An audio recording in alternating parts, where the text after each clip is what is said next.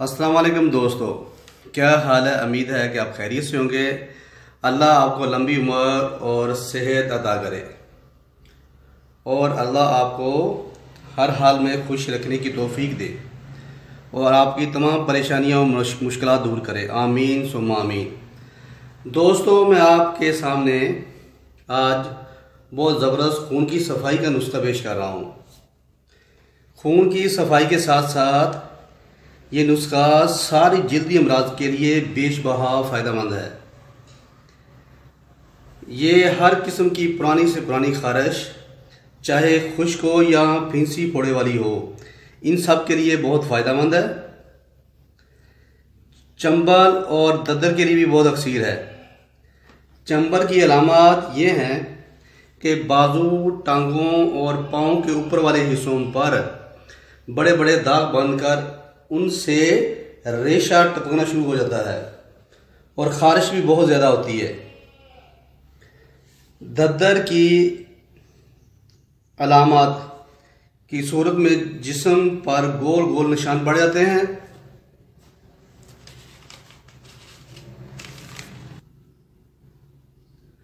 जिस्म के किसी हिस्से पर फिंसी फोड़े हों या ज़ख्म हो जाए, उनके लिए भी ये नुस्खा बहुत फ़ायदेमंद है। गर्ज ये कि ये नुस्खा हर किस्म की जल्दी अमराज के लिए बहुत फ़ायदेमंद है। जिन लोगों में ये अमराज पाई जाती हैं और वो लोग बड़े बड़े मायानाज स्पेशलिस्ट डॉक्टरों से इलाज कराकर तंग आ चुके हैं, तो मेरे उन दोस्तों से अपील है कि मज़ीद वक्त का ज़िया ना करें, इस नुस्खा को बनाकर इस्तेमाल करें और इन सब जिद्दी अमराज से छुटकारा पाएं। दोस्तों, इसे बनाने का बहुत आसान तरीका है और नहायत ही मुनासिब दाम पर यह दवाई तैयार हो जाती है। नुस्खा मुलाहजा फरमाएं। जालनी बूटी 35 ग्राम, मगां 35 ग्राम, नार कचूर 35 ग्राम, फल स्याह यानी काली मिर्च 35 ग्राम। नुस्खा दोबारा रिपीट कर रहा हूँ।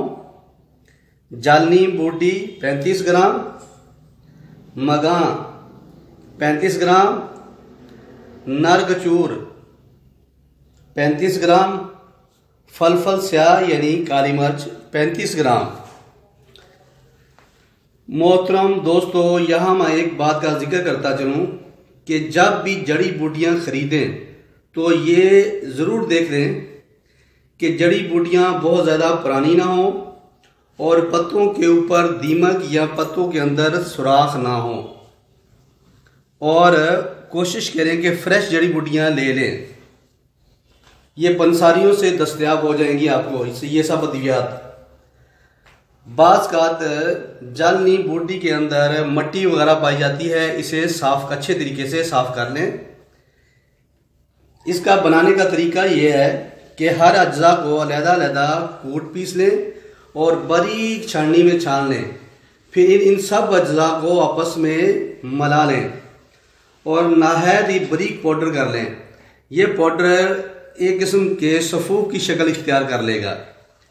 ये सफ़ूफ छोटा चम्मच चाय वाला, आधा चम्मच सुबह, आधा चम्मच शाम, ताज़ा पानी के साथ खाएं। बहुत ज़्यादा पुरानी मर्ज हो तो 1 से 1.5 माह इस्तेमाल करें। अगर मर्ज चंद दिन की है तो चंद दिन इस्तेमाल करें। दौरान इलाज बादी अशिया, चावल, बड़ा गोश्त, आलू, गोभी, भिंडी का इस्तेमाल तर्क कर दें और बहुत ज़्यादा गर्म और तली हुई मसालादार अशिया का इस्तेमाल ना करें।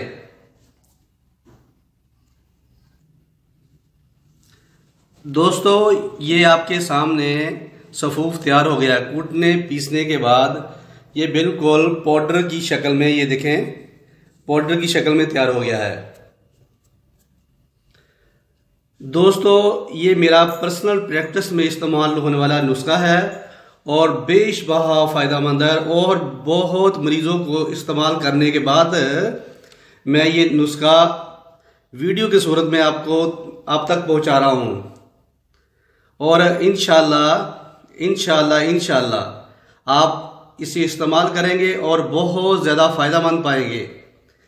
जिस मेरे दोस्त को ये दवा इस्तेमाल करने के बाद फ़ायदा हो तो मुझे दुआ में ज़रूर याद करें।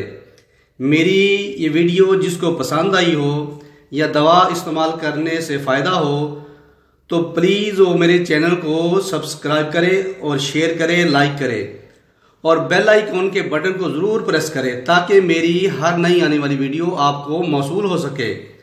दवाओं का तलबगार हकीम मोहम्मद अमीन खोखर, सादकाबाद। मेरा कॉन्टेक्ट नंबर ऊपर दिया गया हो।